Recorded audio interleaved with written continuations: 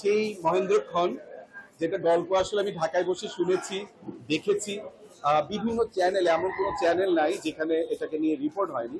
তার মানে হচ্ছে সংবাদ বা মিডিয়া সবসময় ভালো খবরের পেছনে ছোটে, এবং সেরকম একটা সংবাদ কোটি কোটি মানুষের কাছে পৌঁছে গেছে। আমি আজকে ইন্দুবালা হোটেলে দাঁড়িয়ে আছি, স্বপ্নের একটা জায়গা।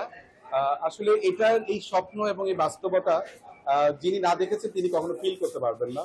এবং এত সহজ সুন্দর করেও যে আমরা আমাদের ঐতিহ্য সংস্কৃতিকে লালন করতে পারি, এবং আমরা সবাই জানি সহজ জিনিস ফুটিয়ে তোলা অনেক কঠিন, কিন্তু এই কঠিন কাজটা আসলে করেছেন আমাদের সোহানী হোসেন দিদিমণি। এবং এটা করার জন্য আসলে বিশাল মনের দরকার হয়, নিজের বিশাল ভাবনার দরকার হয়, এবং অবশ্যই একজন শিল্পী হতে হবে। একজন শিল্পীর যে শিল্পের যে সত্তাটা আছে সেটা না থাকলে এই ধরনের ক্রিয়েশন সম্ভব না। আমার কাছে এটি একটি শিল্পকর্ম। অজস্র কোটি কোটি টাকায় অনেক রেস্টুরেন্ট তৈরি হয়েছে, হোটেল তৈরি হয়েছে, যাই তৈরি হয়েছে, কিন্তু এইটার সাথে কোনোটারই তুলনা হবে না। সবাইকে নিমন্ত্রণ জানাচ্ছি, সবাই অবশ্যই ইন্দুবালা হোটেলে আসবেন এবং ইন্দুবালা হোটেলে এসে তার গল্পটা শুনবেন, এবং অবশ্যই সারা দেশ কেন সারা পৃথিবীতে ছড়িয়ে দেবেন। অনেক অনেক শুভকামনা ইন্দুবালা হোটেলের পুরো টিমের জন্য। ইন্দুবালা হোটেলে আপনারা সবাই আসবেন, মানে আমার হোটেলে সবাই আসবেন, আপনারা সবাই আমন্ত্রিত এই হোটেলে।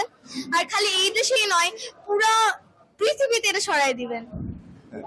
ধন্যবাদ।